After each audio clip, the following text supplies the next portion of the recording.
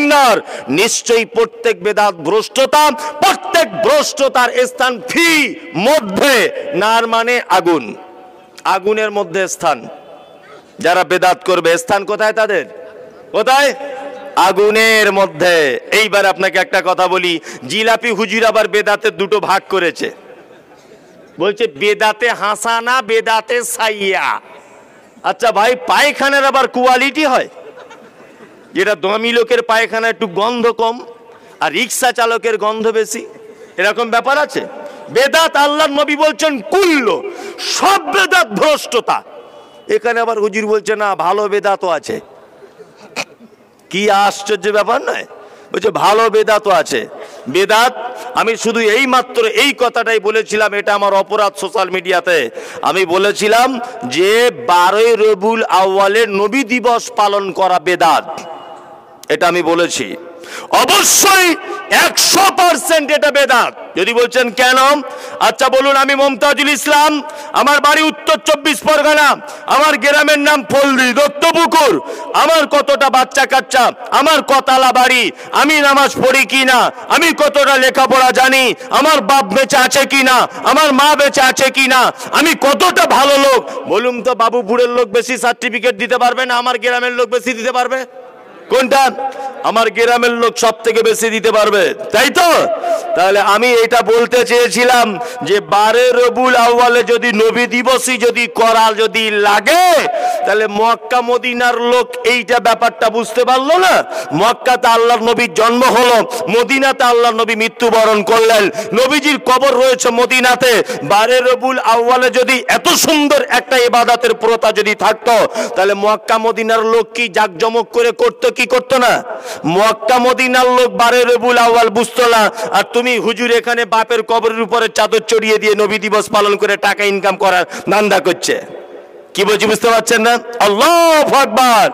10,000 সাহাবীর কবর মদিনাতে, আল্লাহর নবী 10,000 সাহাবীর কবর রয়েছে। হাজী সাহেবরা কি অবশ্যই দেখে এসেছেন 10,000 সাহাবীর কবর উপরে এক জায়গাতেও কোনো মাজার করা নেই, কোনো চাদর চড়ানো নেই, অথচ হুজুর ওখান থেকে হজ করার পরে বাড়িতে এসে তার বাপের তার দাদুর কবরে চাদর চড়িয়ে দিয়েছে। কি আশ্চর্য ব্যাপার নয়? হ্যাঁ, বেদাত। আরে আমরা তো এটা বলেছি কালকে বেদাত। আপনাদের এখানে ফরজ নামাজের পরে পরে দোয়া হচ্ছে? ফরজ নামাজের পরে পরে হয় না তো? এটা বলে দিয়েছে বেদাত, তাই তো? অবশ্যই এটা বেদাত। আরে এটা তো আহলে হাদিসরা কালকে বলেছে, আব্দুর রাজ্জাক বিন ইউসুফ জোর দিয়ে, বাংলাদেশের বক্তা, যে ফরজ নামাজের পরে দোয়া করা চলবে না, এটা জঘন্যতম বেদাত। মতুর রহমান মাদানী তো কালকে বলেছে বেদাত। কালকে তো বলেছেন আব্দুল হামিদ মাদানী যে এটা বেদাত। কালকে তো বলেছেন আপনাদের এলাকাতে এসে হাসিম আল মাদানী সাহেব বেদাত। এটা কালকে ঘটনা আহলে হাদিসদের। আর তোমার দাদু বই লিখে গেছে, তোমার দাদু পীর সাহেব 72 বছর আগে তোমার দাদুর বইয়ে লেখা রয়েছে ফরজ নামাজের পরে সম্মিলিতভাবে দোয়া করা বেদাত। 72 বছর আগে তোমার বাপের বইয়ে লেখা রয়েছে জায়নামাজের পরে পরে, জানাজার পরে পরেই 10 বার কুল হুয়াল্লাহু আহাদ বলো, সবাই হাত তুলে দোয়া করো, পাড়ার সবাই যারা কোরআন মাজিদ পড়েছে মরা মানুষের নামে বকশে দিতে হবে। তোমার দাদু আজ থেকে 72 বছর আগে বলেছেন এটা বেদাত। আমরা তো কালকে বলেছি বেদাত। এতদিন বলেছিলাম, আজ থেকে 10 বছর আগে দোয়া হয়নি মসজিদে? হয়েছে তো। তোমার দাদু 72 বছর আগে বলে গেছে এটা বেদাত। বেদাত সাংঘাতিক খারাপ জিনিস, হাদিস কোরআনের সাথে কোনো সম্পর্ক নেই যার। আপনাকে বেদাত বোঝাচ্ছি, বেদাত কেমন। বাজারে একটা দরুদ আছে, আপনারা পড়েন, শুনেছেন মোবাইলে? আল্লাহুম্মা সাল্লি আলা সাইয়্যিদিনা মাওলানা মুহাম্মদ ওয়া আলা আলিহি। বলে দেখবেন হুজুর একটু চাটা কিছু খায়, ও তো সুযোগ পায় না, কিছুতে সুযোগ বার করতে হবে। চা খাচ্ছে ধরে না, হুজুর চা পান করছে। জি, এটা দরুদ।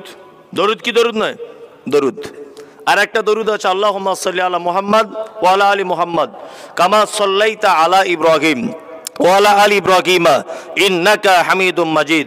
আল্লাহুম্মা বারিক আলা মুহাম্মদ ওয়ালা আলি মুহাম্মদ কামা বারাকতা আলা ইব্রাহিম ওয়ালা আলি ইব্রাহিম ইন্নাকা হামিদুম মাজিদ। এটাও একটা দরুদ, এটা আমরা নামাজে পড়ি। দরুদ তো, দরুদ তো আগের যেটা বলেছি ওটা কি, ওটাও দরুদ। ডিফারেন্স কি? ডিফারেন্স হচ্ছে ওই দরুদটা হুজুরদের তৈরি করা দরুদ, আর এই দরুদটা আল্লাহর নবীর দেওয়া দরুদ। আপনি কোনটা মানবেন? হ্যাঁ, নবীর দেওয়াটা মানবেন, তাই না? শুনতে ভালো লাগছে কোনটা? হ্যাঁ, শুনতে ভালো লাগছে প্রথম যেটা বলেছি ওটা, সাইয়্যিদিনা মাওলানা মুহাম্মদ। আমি মুমতাজুল ইসলাম এখানে বসে আছি, আমার হাতে একটা টুপি আছে আর আমার বন্ধুর হাতে এই একটা টুপি আছে, দুটো টুপি বিক্রি করে দেবো। এই টুপিটা হালকা একটু ছেঁড়া, হালকা, আর এইটা একদম চকচকে নতুন। আচ্ছা বলুন তো, এখন বিক্রি যদি করি কোনটা আপনারা কিনবেন? নতুনটা কিনবেন, তাই তো? আবার বলছি, আমি এই টুপিটা হজ করতে গিয়ে মক্কা থেকে নিয়ে এসেছি, এই টুপিটা আল্লাহর নবী মাথায় দিতেন। এবার বলুন তো কোনটা কিনবেন? ছেঁড়াটা কিনবেন, কারণ এটা নবীর সাথে যোগাযোগ আছে, তাই না? এটা যতই চিকচাক হোক, নবীর সাথে যোগাযোগ আছে নাই, এই জন্য দাম কম, এর দাম বেশি। অবশ্যই যে কাজ নবীর সাথে যোগাযোগ নেই, নবী থেকে যে কাজের পারমিশন নেই, অবশ্যই সেই কাজ থেকে আপনাকে দূরে চলে আসতে হবে, তাছাড়া আপনার জন্য জাহান্নাম ফয়সালা হয়ে যাবে, এটাই চূড়ান্ত। আপনাকে এতক্ষণ পর্যন্ত শিরক এবং বেদাত এই ব্যাপারগুলো আপনাকে ভাবালাম। লোকমান হাকিম তার বেটাকে তারপরে বলছেন শিরক কত বড় পাপ। অবসাইনাল ইনসানা লিওয়ালিদাইহি হামালাতুহু উম্মুহু ওয়াহানান আলা ওয়াহানিন ওয়া ফিসালুহু ফি আমাইনি আনিশকুরলি ওয়া লিওয়ালিদাইকা ইলাইয়াল মাসির। আর আমি মানুষকে তার পিতামাতার সঙ্গে সৎ ব্যবহার করার নির্দেশ দিয়েছি। আল্লাহ সুবহানাহু ওয়া তাআলা বলছেন মানুষকে তার পিতামাতার সঙ্গে কি করার? সৎ ব্যবহার করার নির্দেশ দিয়েছি। তার মাতা তাকে কষ্টের পর কষ্টে গর্ভধারণ করে তাকে পৃথিবীতে নিয়ে এসেছে, আর আমার নির্দেশ এটা, তুমি তোমার পিতামাতার প্রতি অকৃতজ্ঞ হও না, কৃতজ্ঞতা স্বীকার করো। তার মানে জাহান্নাম থেকে বাঁচার আর একটা বড় পথ, সেটা হচ্ছে এই, তোমার পিতামাতার সেবা করার মাধ্যমেই তোমাকে জাহান্নাম থেকে বাঁচতে হবে। এই পৃথিবীতে জাহান্নাম থেকে বাঁচার দ্বিতীয় রাস্তা কি? সব থেকে দ্বিতীয় বড় রাস্তা, তোমার পিতামাতার সঙ্গে অসৎ ব্যবহার করা যাবে না। আল্লাহ তাআলা বলছেন তারপরে আয়াতে, তোমার পিতামাতা যদি তোমাকে শিরকের ব্যাপারে কড়াকড়ি ভাবে যদি নির্দেশ দেয়, ওদের কথা তুমি মানতে যেও না, কখনোই ওদের কথায় তুমি সংস্পর্শে যেও না, শিরক বড় পাপ। দুই, তুমি জাহান্নাম থেকে বাঁচতে চাইছো, তোমার পিতামাতার সঙ্গে সৎ ব্যবহার করার মাধ্যমেই তোমাকে জাহান্নাম থেকে বাঁচতে হবে। এবার আপনাকে একটা কথা বলে রেখে দিচ্ছি, খুব ভালো করে শুনে রেখে দেন। কথা হচ্ছে এই যে পিতামাতা, বর্তমানে পিতামাতার সঙ্গে সন্তানেরা ভালো ব্যবহার করছি আমরা? করছি? করি না। তার অনেক কারণ আছে, অনেক কারণ। দুনিয়াবি দুটো একটা কারণ বলে দিচ্ছি, শুনে রেখে দেন। সেটা হচ্ছে এই, আচ্ছা রুজির মালিক কে? আল্লাহ। পৃথিবীর সব থেকে নিকৃষ্ট প্রাণী, তার নাম কি? শূকর, তাই তো? আরো নিকৃষ্ট প্রাণী ধরে নেন, তার নাম কুকুর। এই দুটো ধরে নেন খুব নিকৃষ্ট প্রাণী। আচ্ছা বলুন তো, শূকর আর কুকুরকে রুজি দেয় কে? কে দেয়? আল্লাহ। পৃথিবীর সব থেকে উন্নত সৃষ্টি আল্লাহর কে? মানুষ। তাহলে কুকুরের রুজির মালিক আল্লাহ, শূকরের রুজির মালিক আল্লাহ, সবার রুজির মালিক আল্লাহ। তাহলে মানুষেরও রুজির মালিক কে? আল্লাহ, তাই তো? এইবার আপনাকে একটা কথা বলি, কুকুরের বাচ্চা জন্ম হলো, শূকরের বাচ্চা জন্ম হলো, গাভীর বাচ্চা জন্ম হলো, ইঁদুরের বাচ্চা জন্ম হলো, বিড়ালের বাচ্চা জন্ম হলো। আচ্ছা দেখেছেন পৃথিবীতে সেই সমস্ত প্রাণীরা তার বাচ্চাকে তাদের দুধ ছাড়া অন্য কোনো দুধ পান করিয়ে বড় করে? দেখেছেন? দেখেন, পৃথিবীতে একটা ভয়ঙ্কর প্রাণী আছে, তার নাম মানুষ। মায়ের পেট থেকে মানুষের জন্ম হয়, আর দুধ খায় কার? গরুর। গরুর দুধ খায়, বাজার থেকে দুধ কিনে আনে, আনে না? দুধের নাম দিয়েছে রেড কাউ। রেড মানে লাল আর কাউ মানে গরু, মানে মানুষের বাচ্চা আর গরুর দুধ খেয়ে মানুষ হচ্ছে। আচ্ছা বলুন তো দেখি, ওই বাচ্চার চরিত্র অনেকটা গরুর মতো হওয়ার সম্ভাবনা আছে না নেই? আছে, আছে। ও তো এমনিতে মার খাবে। আমি বলে রেখে যাচ্ছি, খাতায় লিখে রেখে দেন, এটা খাতা লিখে রাখুন। কি এখনকার ছেলেরা তবু তার বাপ মাকে কিছু 3 বেলা ভাত দিচ্ছে, ডাল ভাত যাই দিক। আজ থেকে 20 বছর আরো যদি আপনি এগিয়ে যাবেন, 3 বেলা মার চলবে, মার, ভাত তো দিবে না, মার হবে। প্রত্যেক বাপ মায়েরা মার খাবে সন্তানদের হাতে। কারণ কি, মায়ের মাতৃত্বর যে টান, সেই টান এখন আর সন্তানের মাঝে নেই। আছে? নাই। এই লোকটাকে যদি জিজ্ঞেস করা হয়, বয়স্ক লোকটাকে, তুমি যখন জন্মগ্রহণ করেছিল তোমার মা তোমায় কি খাইয়ে মানুষ করেছিল, এক চান্সে বলবে মায়ের বুকের দুধ খেয়েছি পর্যাপ্ত পরিমাণে, আর তখন কিছুই ছিল না। কিছু ছিল? এখনকার মায়েরা বলছে দুধ হয় না। তা আল্লাহ কি এত বড় নিষ্ঠুর যে পৃথিবীর সব থেকে আশ্চর্য প্রাণীকে মায়ের বুকে দুধ দিবে না, ও না খেয়েই মারা যাবে? এরকম ব্যাপার আছে যে না খেয়েই মারা যাবে? যেতে পারবে? কখনোই নয়। দুধের ব্যবস্থা করেছে, হয়তো তোমার জীবনযাত্রা ভুল। এরকম হতে পারে তোমার জীবনযাত্রা কি ভুল, তোমার খাদ্য খাবারের অভাব রয়েছে, তাই বলে এটা নয় তুমি আল্লাহকে দোষী করে দিতে পারবে না যে আল্লাহ তুমি বুকে দুধ দাওনি, এই জন্য আমি বাজার থেকে কেনা দুধ খাইয়েছি। আসলে ঘটনা ওটা নয়। এখনকার প্রত্যেক মায়েরা চিন্তা ভাবনা করছে আমার শরীরটা কি করে চাঙ্গা রাখা যাবে, আমার গেট আপটা কি করে আরো সুন্দর হবে, ওই জন্য সন্তানদের দুধ দেওয়া থেকে বিরত রাখছে। রাখছে কি রাখছে না? ওই জন্য দেখবেন সন্তান এবং বাবা মায়ের ভালোবাসা, সম্পর্ক আস্তে আস্তে করে নষ্ট হয়ে যাচ্ছে। এর আর একটা দ্বিতীয় কারণ, বাপ মা সন্তানদের কাছে শ্রদ্ধা ভালোবাসা পাচ্ছে না। তার দ্বিতীয় কারণ হচ্ছে এই, আগেকার দিনে দেখবেন 5 বছর 6 বছর 7 বছর বয়সে ক্লাস 1-এ প্রাইমারি স্কুলে বাচ্চাদেরকে ভর্তি করা হতো, হতো না? আর এখন 3 বছর বয়স প্যানে পেচ্ছাপ করে, ও গাড়ি করে দেখছি ওই ভর্তি হয়েছে স্কুলে অমুক একাডেমিতে, আর ওর মা লিপস্টিক পরে গেটে দেখছি দাঁড়িয়ে আছে। হ্যাঁ, আশ্চর্য ব্যাপার। একবার দিতে যাচ্ছে, একবার নিতে আসছে, তাই না?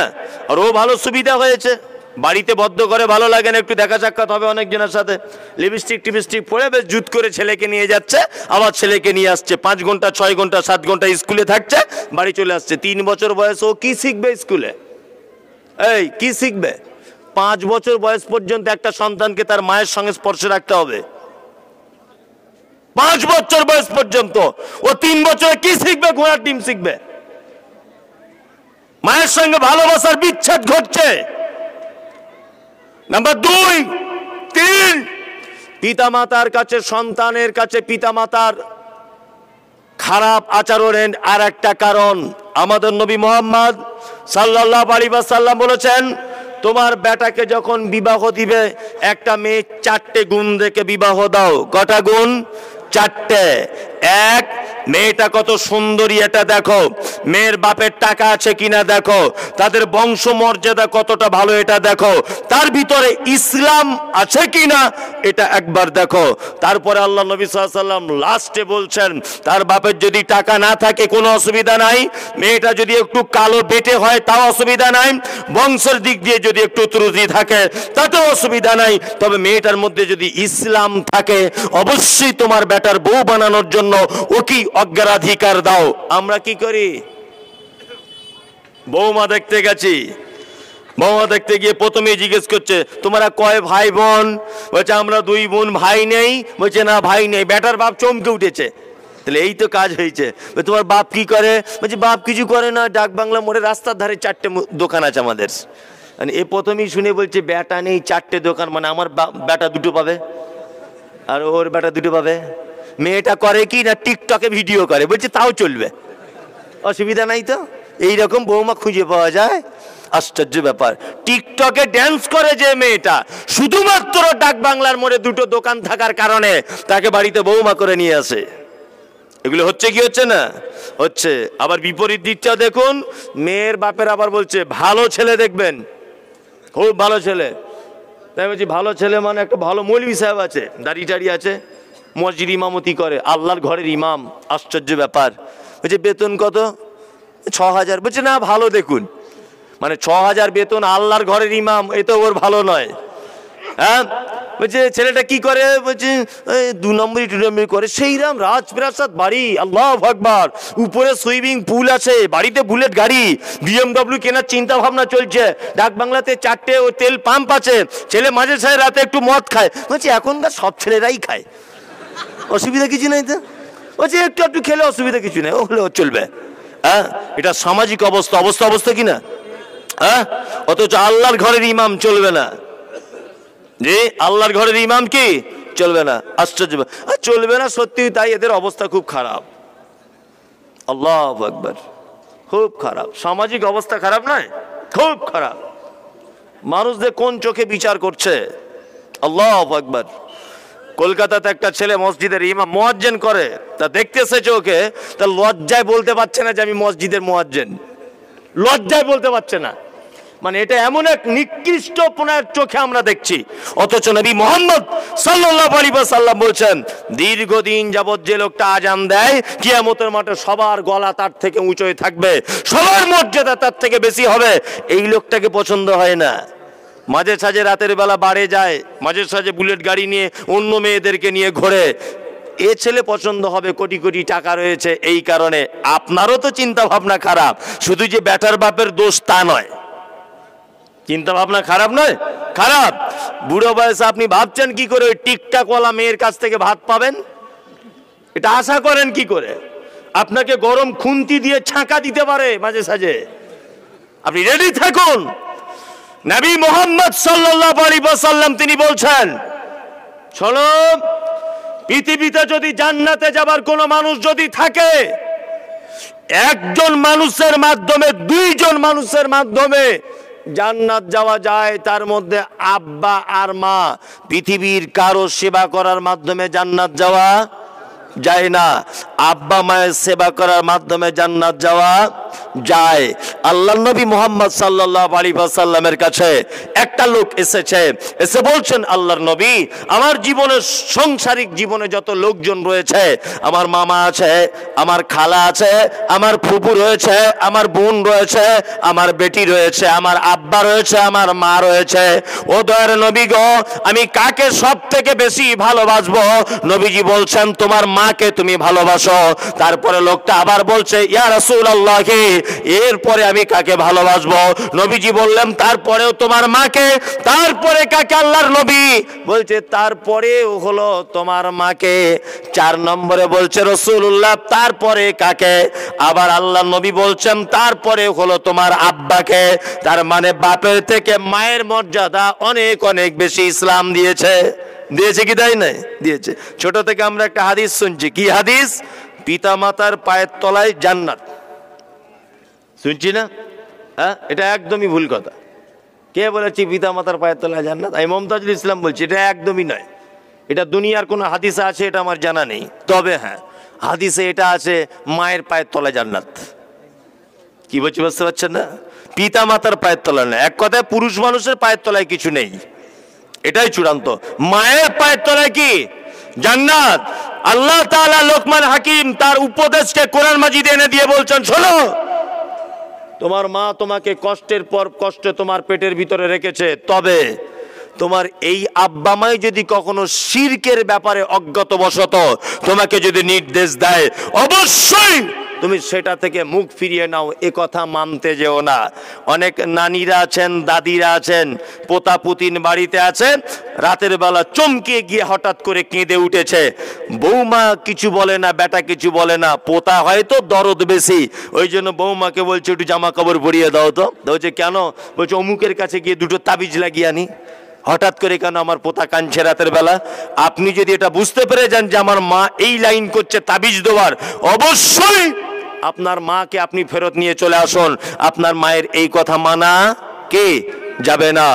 আপনার কাছে আবার বলছি, পৃথিবীতে জান্নাত যাবার 2টো মানুষ মাধ্যম, আব্বার কে? মা। চলুন কোরআন কি বলছে এই ব্যাপারে বলা যাক। কোরআন মাজিদে কথা বলছে, ইয়াসালুনাকা মাযা ইউনফিকুন কুল মা আনফাকতুম মিন খাইরিন ফালিল ওয়ালিদাইন ওয়াল আকরাবিন ওয়াল ইয়াতামা ওয়াল মাসাকিন ওয়া বানিস সাবিল ওয়া মা তাফআলু মিন খাইরিন ফা ইন্নাল্লাহা বিহি আলিম। আল্লাহ সুবহানাহু ওয়া তাআলার কাছে জিজ্ঞাসা করা হচ্ছে নবীজিকে, নবী আপনি বলুন সারা পৃথিবীতে যত দান করার জায়গা আছে উত্তম দান করার জায়গা কোনটা? আল্লাহ নবী সাল্লাল্লাহু আলাইহি ওয়াসাল্লাম বলছেন কুল মা আনফাকতুম মিন খাইরিন ফালিল ওয়ালিদাইন ওয়াল আকরাবিন ওয়াল ইয়াতামা ওয়াল মাসাকিন ওয়া বানিস সাবিল ওয়া মা তাফআলু মিন খাইরিন ফা ইন্নাল্লাহা বিহি আলিম। শোনো, পৃথিবীতে যত দান করার জায়গা আছে, যত খরচা করার জায়গা আছে, যত রকমের মানুষ ভালো কাজ করে, তার মধ্যে উত্তম ভালো কাজ হচ্ছে তুমি তোমার আব্বা মায়ের জন্য যেটা খরচা করবে, এর থেকে উত্তম ভালো কাজ আর কোনো ভালো কাজ নেই। মসজিদে দান করলে সব থেকে বেশি নেকি হয়, এটা আমাদের ধারণা, ধারণা নয়। মসজিদে দান করলে বেশি নেকি হয়, আমাদের ধারণা মাদ্রাসায় দান করলে বেশি নেকি হয়। আল্লাহর কোরআন কি বলছে? কোরআন বলছে তুমি তোমার আব্বা মায়ের জন্য খরচা করো, পৃথিবীর সব থেকে উত্তম খরচার জায়গা এইটা। পিতামাতা কেমন সম্পর্ক আপনার সঙ্গে? আপনাকে একটা কথা বলি, তাহলে বোঝাতে বড় সুবিধা হবে। একটা গ্রামে একটা ধনী লোক ছিল, মারাত্মক ধনী লোক। সে ধনী লোকটার কাজ হচ্ছে এই যে কূপ থেকে পানি তুলে আনতো প্রত্যেক দিন। তখন কল টল ছিল না, তা কূপে পানি আনার জন্য দড়িটা ফেলেছে, বালতি ফেলেছে, দড়িটা ধরে টানছে, দেখছে বালতি নাই। তা লোকটা ভাবছে হয়তো পানির ভাঁড়িতে বালতিটা ছিঁড়ে গেছে। আবার দ্বিতীয় দিন এসে বালতিটা ফেলেছে, বালতিটা ফেলার সাথে সাথে আবার ছিঁড়ে গেছে। তা ধনী লোকের জান একটু ভয় হয়। ধনী লোক একটা গ্রামের মোড়লের কাছে গেছে, গিয়ে মোড়লকে গিয়ে বলছে ভাই আজকে 3-4 দিন আমি আমার কুয়ো থেকে পানি তোলার জন্য বালতি ফেলেছি, কিন্তু বালতিটা বারবার কেটে যাচ্ছে, কারণটা কি? তখন মোড়ল বলছে চলো দেখি, আমি একবার যাই, গিয়ে দেখি কুয়োর ভিতরে কিছু আছে কিনা। বালতিটা ফেলেছে, দড়িটা ধরে টানছে, বালতিটা কেটে গেছে। মোড়ল তখন বলছে তুমি বালতি ফেলছো কেটে যাচ্ছে, আমি বালতি ফেলতি কেটে যাচ্ছে, কারণ কি? নিশ্চয় এর ভিতরে কিছু আছে। মোড়ল একটা রোজার কাছে গেছে, রোজা বুঝেন তো, রোজা না কি বলে ওজা, এদের কাছে গেছে। ওজা বাবা হাত দেখে বলছে ওরে বাবা তো সর্বনাশ ব্যাপার। বলছে কি সর্বনাশ? বলছে তোমাদের কুয়োতে আফ্রিকার একটা ভূত আছে। বলছে আফ্রিকার? বলছে হ্যাঁ। বলছে কতদিনের ভিসা? বলছে লাইফ টাইমের ভিসা নিয়ে এসেছে। এ কঠিন ব্যাপার। আলহামদুলিল্লাহ। বলছে তাহলে কি করতে হবে? বলছে 5,000 টাকা লাগবে। আর এ কথাও শুনে রেখে দাও, 1 সপ্তাহের মধ্যে যদি ভূত যদি না তাড়াও, এই গ্রামের 4 জন লোক মারা যাবে। তার মধ্যে একজন ধনী লোক মরবে আর একজন মোড়ল মরবে গ্রামের। আর মোড়ল ভাবছে আমি যদি মরে যাই, আবার ধনী লোকটা ভাবছে আমি ধনী লোক, আমি যদি মরে যাই তাহলে তো বিপদ হয়ে যাবে, মারাত্মক বিপদ। তখন ধনী লোকটা মোড়লকে বলছে মোড়ল যত টাকা লাগে লাগ, ওকে বলে দেন তাবিজ করে দিতে। তাও 5,000 টাকা নিয়েছে। বলছে তাবিজ 3 দিনের মধ্যে ভূত পালাবে। 3 দিন পরে বালতি ফেলে আবার দেখবে। পিতামাতা কত দয়ার জিনিস, কত ভালোবাসার জিনিস, সেটা আপনাকে আমি বোঝাচ্ছি। তাল 3 দিন চলে গেল, আবার বালতিটা ফেলা হয়েছে, বালতি আবার কেটে গেছে। তা আবার ওই রোজার কাছে কাছে গিয়ে বলছে বাবা কই যে তাবিজ দিলে বালতি আবার কেটে গেল। তখন বলছে আচ্ছা দাঁড়াও দাঁড়াও, আজকে আবার দিচ্ছে, আবার 2 দিন পরে বালতি ফেলে দেয়। তাবিজ দিয়েছে, আবার 2 দিন পরে বালতি ফেলছে, একই কেস। এরা তখন বিরক্ত হয়ে বলছে এ রোজা মনে হয় ভালো না, অন্য একজনের কাছে যেতে হবে। অন্য একজনের কাছে গিয়ে সে বলছে কে বলেছে দক্ষিণ আফ্রিকার ভূত? এ তো ফ্রান্সের। দক্ষিণ আফ্রিকা না, তো ফ্রান্সের লোক। বলছে উরি বাবা আরো খাতারনাক। বলছে কি করতে হবে? বলছে 20,000 টাকা লাগবে, 3 দিনের মধ্যে ভূত পালাবে, তাছাড়া গ্রামের লোক মরে যাবে। মানে চিটিংবাজদের এক্সট্রা বুদ্ধি থাকে, বুঝলেন না? এখন ভালো কথা, ঠিক এরকম ভাবে দিয়েছে, আবার 20,000 টাকা গ্রামের চাঁদাটা তুলে দিয়েছে। 3 দিন পরে বালতি দিয়ে দেখছে আবার ফের কেটে যাচ্ছে। তখন মোড়ল বিরক্ত হয়ে বলছে তো তাবিজের 12টা বাজাবো, আমি নামবো দেখি এর ভিতরে কে আছে, একবার দেখবো। তা গ্রামের মোড়ল ওর ভীতু লোক, তা গ্রামে একটা মিটিং ডেকে বলছে এই কুয়োর ভিতরে কেউ কিছু নামতে পারবে? ভূত আছে বলছে দক্ষিণ আফ্রিকার, ওকে ধরা লাগবে। আচ্ছা বলুন দেখি এইরকম ঘটনা যদি ঘটে আপনি নামতে পারবেন? হ্যাঁ পারবেন? জীবনেও পারবেন না। গ্রামের একটা সাহসী ছেলে বলছে মোড়ল আমি নামবো। একটা শর্ত আছে। তা বলছে কি? বলছে আমি যখন নামবো দড়িটা কে ধরবে? আমি তো কোনো দড়ি ধরে নামবো? মোড়ল বলছে আমি ধরবো। ছেলেটা বলছে নামবো না। ধনী লোকটা বলছে আমি নামবো, আমি ধরবো। বলছে তাও আমি নামবো না। গ্রামের আরো 20 জন যুবকরা বলছে আমরা তোর দড়ি ধরবো, তুই নেমে যা। বলছে তাও নামবো না। মোড়ল বলছে বল তোর শর্তটা কি, কে দড়ি ধরলে তুই নামবি, তার নামটা একবার বল। বলছে আমার আব্বার বয়স 60 বছর আর আমার মায়ের বয়স 55 বছর। আমার আব্বা মা যদি এই দড়িটা যদি ধরে তাহলে আমি নামবো, তাছাড়া নামবো না। মোড়ল বলছে তাই, চল তোর বাপের কাছে চল। ওর বাপের কাছে গেল, গিয়ে বলছে ফটিক ভাই একটা কথা বলবো। কি বলো? বলছে গ্রামের স্বার্থে একটু তোমার বেটাকে পারমিশন দাও, আর তুমি শুধু দড়িটা এমনি হাত দিয়ে থাকবে, আমরাই শক্তি দিয়ে ধরে রাখবো, কোনো টেনশন নেই। আর ওর মাকে বলছে খালা তুমি একটু চলো, তাছাড়া তোমার বেটা নামবে না। বুঝলেন না? দুজনাই খুব বয়স্ক মানুষ। এখন গ্রামের মোড়ল আরো 20 জন যুবক ছিল, আর ওর আব্বা মা দুজন দড়িটা ধরেছে। আল্লাহু আকবার। দড়িটা ধরার পরে আস্তে আস্তে করে যুবক ছেলেটা নিচে নামলো। নিচে নেমেই চিল্লাচ্ছে, ভিতরে বলছে মাল ধরে ফেলেছি, মাল ধরে ফেলেছি। এরা মোড়ল তখন ভাবছে তাহলে সে আফ্রিকার ভূতটা হবে হয়তো। আসলে ঘটনা কিছু নেই, একটা বানর কারুর চালে ঝাপটাপ দিতে গিয়ে কুয়োর ভিতরে পড়ে গেছে, আর এরা যতবার বালতি দিয়েছে বাঁদরটা বালতিতে বসে দড়িটা কেটেছে। এটা আর কি গল্প। এখন ও যখন চিল্লামিল্লি করছে উপর থেকে, তখন ওই মোড়ল লাইট মেরে দেখছে কঠিন ব্যাপার, সত্যি মাল আসছে। মোড়ল দড়ি ছেড়ে মাঠে মাঠে ছুটছে। আমাকে খেতে পারে তাহলে? বুঝলেন না? যত যুবক ছেলে ছিল সবাই দড়ি ছেড়ে দিয়ে পালিয়ে গেল। আব্বা দড়িটা ধরে আছে, মা দড়িটা ধরে আছে, বুড়ো আর বুড়ি দুজনার কোনো শক্তি নাই গায়ে। একজন দাঁত দিয়ে ধরেছে আর একজন পা দিয়ে ধরেছে। 1 ঘন্টা যাবত ধরে রয়েছে। বেটা আস্তে আস্তে করে উঠছে। ধরে নেন এটা গল্প, 1 ঘন্টা ধরে নেন টাইম লাগলো কুয়ো থেকে উঠতে। 1 ঘন্টা পরে উঠে দেখেছে মোড়ল নাই, গ্রামের যুবক ছেলেরা নাই, কেউ নাই এখানে, শুধু আব্বার মা দুজনা দড়িটা ধরে রয়েছে। মোড়ল এখন চলে এলো, গ্রামের আরো যুবকেরা চলে এলো। ঘটনা কি? দেখছে এসে একটা বুড়ো বাঁদর। মোড়ল ভাবছে তাই তো, এত উপকার যখন করলো, গ্রামে একটা সভা ডাকা যাক। সেই সভাতে এই ছেলেটাকে কিছু প্রাইজ দেওয়া হবে, প্রাইজ দেওয়া হবে।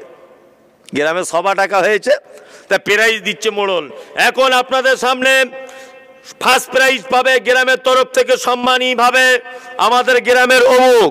তখন ছেলেটা উঠে বলছে মোড়ল দাঁড়াও, আমি কেন বলেছিলাম মনে আছে যে আমার আব্বা মা যেন দড়িটা ধরে? আমি জানি পৃথিবীর প্রত্যেক মানুষ বেঈমান হবেই, বেঈমানি করবেই। আব্বা মা জীবনে বেঈমানি করে না। আপনি 3 মাস বিছানায় পড়ে আছেন, আপনার স্ত্রী দেখবেন বারবার অন্য ছেলেকে ফোন করছে আর বলছে তুমি সব রেডি হও, এ মনে হয় বেশি দিন টিকিট নাই, তুমি রেডি হও। কোথায় আছো? চেন্নাই আছো? ওখান থেকে অমুক জায়গায় চলে এসো, আমি ট্রেন ধরে চলে যাব। এ আমাদের এর দ্বারা আর হবে না, এ মনে হয় বেশি দিন আর চলবে না। তার মানে ডাক্তার বলেছে বেশি দিন বাঁচবে না। আপনার স্ত্রী আপনাকে ফেলে দিয়ে চলে যাবে, আপনার বেটা আপনাকে অপমান করবে, কিন্তু আপনার মা 10 বছর বিছানায় পড়ে থাকবেন, 20 বছর বিছানায় পড়ে থাকবেন, তবুও কোনো দিনের জন্যে আপনার মা হাত দুটো তুলে বলবে না বেটা তুই তাড়াতাড়ি করে মারা যা। এর নাম আব্বা আর মা। ওই জন্য আল্লাহ তাআলা পবিত্র কোরআনের ভিতরে বলছেন জান্নাত যদি যেতে চাও পৃথিবীর কোনো মানুষের মাধ্যমে, অবশ্যই তুমি তোমার আব্বা মায়ের মাধ্যমে তুমি জান্নাত চলে যাও। নাম্বার 3, আল্লাহ সুবহানাহু ওয়া তাআলা বলছেন ইয়া বুনাইয়া, লোকমান হাকিম তার বেটাকে বলছে ইন্নাহা ইনতাকু মিসকালা হাববাতিন মিন খারদালিন ফাতাকুন ফি সাখরাতিন আও ফিস সামাওয়াতি আও ফিল আরজি ইয়াতি বিহাল্লাহ ইন্নাল্লাহা লাতীফুন খাবীর। লোকমান হাকিম তার বেটাকে ডেকে বলছে বেটা, পৃথিবীতে তুমি যদি সামান্য একেবারে সরিষার রাই পরিমাণ তুমি যদি পৃথিবীতে যদি পাপ কাজ যদি করো, সেই পাপ যদি তোমার পাহাড়ের পাদদেশে যদি লুকিয়ে রাখা হয়, তারপরেও তুমি এই পাপ থেকে অবশ্যই বেঁচে থাকো, কারণ সেই পাপ আল্লাহ কিয়ামতের মাঠে টেনে দেখাবে তোমাকে। আপনার বেটাও রয়েছে বাড়িতে, আপনার বেটিও বাড়িতে রয়েছে, আপনার বেটা বেটিকে এই আদেশ দেওয়ার জন্য চূড়ান্ত ভাবে আল্লাহ সুবহানাহু ওয়া তাআলা পবিত্র কোরআন ভিতরে বলছেন লোকমান হাকিমের বেটাকে উদ্দেশ্য করে, বেটা পৃথিবীতে তুমি সামান্য পরিমাণও পাপ কাজ যদি হয় সেই পাপ কাজ থেকে দূরে থাকবে, কারণ হচ্ছে এই যে তোমার ওই পাপ কাজ কিয়ামতের মাঠে আল্লাহ সুবহানাহু ওয়া তাআলা টেনে এনে দেখাবেন। আল্লাহু আকবার, আল্লাহু আকবার। আসলে এখন জলসাতে 3 কোয়ালিটির লোক হয়, বুঝলেন তো?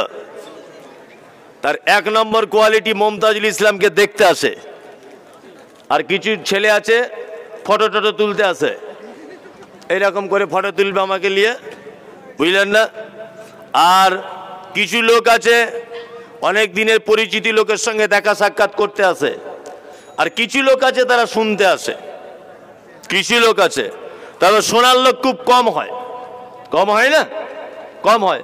তবে এখানে আবার আর একটা জিনিসের ব্যবস্থা আজকে নেই, খাওয়া দাওয়ার ব্যবস্থা নেই। তাছাড়া দেখতেন এতক্ষণ প্যান্ডেল ভেঙে ফেলতো। আর একটা ব্যাপার হচ্ছে এলাকায় দোকান বসতে দেয়নি, বুঝলেন না? দোকান বসতে দিলে আবার অনেক ব্যাপারটা বা থাকতো, তখন ওদিকে দিকে ঘুরতো, অনেক বুঝে নেন আর কি ব্যাপার বলতে চাইছি। হ্যাঁ, এসব তো কিছুর ব্যবস্থা নেই আজকে, খালি মুখে আর ভালো লাগে? হ্যাঁ, আমি যতই এখন কোরআনের আয়াত বলি আর তার বাংলাটা বলে দিই, মজা লাগবে? লাগবে না। আল্লাহ সুবহানাহু ওয়া তাআলা লোকমান হাকিমের বেটার কথা উল্লেখ করে বলছেন, বেটা পৃথিবীতে সরিষার রাই পরিমাণ যদি পাপ কাজ করো, অবশ্যই কিয়ামতের মাঠে আল্লাহ সেই পাপ কাজ তোমার সামনে এনে উপস্থিত করবেন। এটা করবেন কি করবেন না? হ্যাঁ, ভুল হয়েছে, গোনা করেছেন, বড় বড় গোনা হয়ে গেছে আপনার দ্বারাতে, কোনো টেনশন করবেন না, গোনা কাউকে বলবেন না, পাপ কাজ কাউকে বলবেন না। আমাদের যুবকেরা রয়েছে বর্তমানে, রাতের বেলা কি পাপ কাজ করেছে তার গার্লফ্রেন্ডের সঙ্গে, সকালবেলা বন্ধুদের মাঝখানে বলছে, জানিস কাল রাতে কি ঘটনা ঘটেছে? কি ঘটনা ঘটেছে? বলছে বলা যাবে না, সব বাকিটা বুঝেলে। সাংঘাতিক ব্যাপার, বলছে কি বলছে না? হ্যাঁ, অথচ লোকমান